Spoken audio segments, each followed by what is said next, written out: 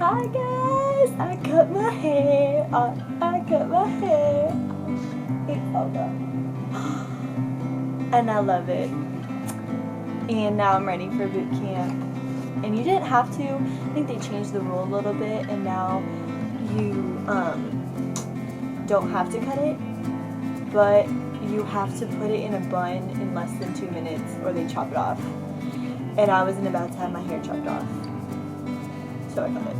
I donated 14 inches to Wigs for Kids. Awesome organization. They donate it to children with cancer, and that's what I did. So it's all gone, and I love it. And it's kind of a mess right now. It's been kind of rainy, so bear with me. And that is my great aunt in the back. Don't mind her. So yeah, let's just get started.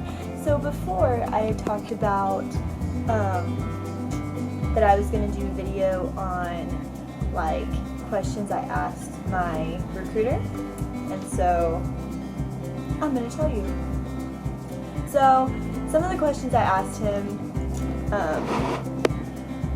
I asked my recruiter because you want to ask him questions because you don't want to go in there unprepared and then have him sugarcoat everything, because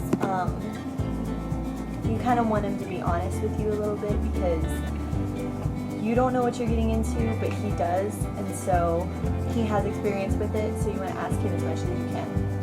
So some questions I asked him, like I said in other videos, mainly were about college, and so I asked him, like, do I get a pick where I go to college? How much does the Navy pay for me to go? Like, do I just have to use my GI Bill, or can I save it? And you can, by the way. You can save it for your other family, like for your future children or whatever. And so a lot of it was for college. Where can I live? Do I have to live on campus? Because when I get out of the Navy, I'll be 23 years old. I'm 18 right now. So I'll be 23, and I don't want to live in a dorm with an 18-year-old when I'm 23. So I want to live in my own apartment or something like that. Other questions I asked was benefits. What benefits are accessible to me after 6 years. So I'm kind of considering right now going into retirement with them, going in for 10 years and then getting retirement out of that. But who knows what I decide to do. But I think that's what I want to do, go back in as an officer after college, and then from there just retire with them. And I'll have all those benefits, all those yummy benefits that we love. Another question I asked was, do I choose when I go to boot camp?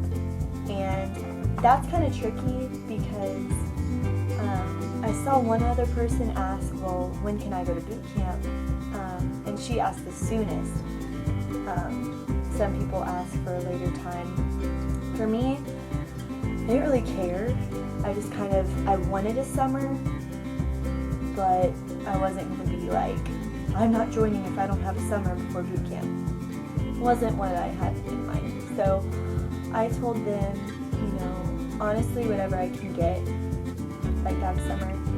What I found out though is you don't choose when you go to boot camp, but you choose your job. And whatever job you have will tell you when you go to boot camp. So there was a job that I had a couple listed on my top 5 choices, and it was Gunner's Mate. Gunner's Mate, their boot camp left in June, and that couldn't apply to me because I graduated in June, and so they wouldn't take me at that time because I had to have my diploma. They had to see my diploma before I could go to boot camp. And so Gunner's Mate was off the list for me. It just wasn't going to be available for me at that time.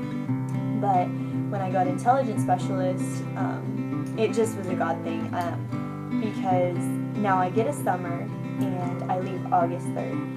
So I get to enjoy my summer and I get to have some type of vacation before I have to go. And so that's kind of a bummer, but whatever. So you get to choose your job. That was another question I asked. Do I have a choice on what I do? You do get a choice. You can pick honestly, whatever job you apply for that fits your ASVAB score. And they'll have a list of things that fit your ASVAB score. So honestly, the options are endless if you get a good ASVAB score. So another question I asked was, do I choose where I go on my tour? Like, when I deploy, do I get to choose? And what I found out was the first time you graduate from C school, you get to choose where you go.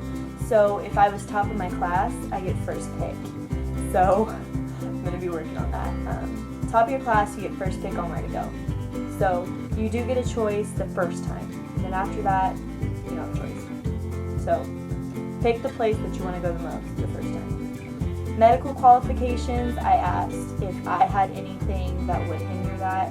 I've never had broken bones, surgery. I've never had any of that, so I was a good candidate. But some people might need to ask about asthma, diabetes, broken bones, scars, things like that, take into consideration when you're doing list. Physical requirements, honestly, you just have to fit the weight criteria, and you have to be able to run 1.5 miles for women. I know the women's one, I'm not sure about the men's one, but the women's one, run 1.5 miles in less than 14 minutes, do 72 sit-ups in 2 minutes, and then 45 push-ups in 2 minutes, I think. You can look that up on the RTC, recruittrainingcommand.com/military. And then I asked about hair.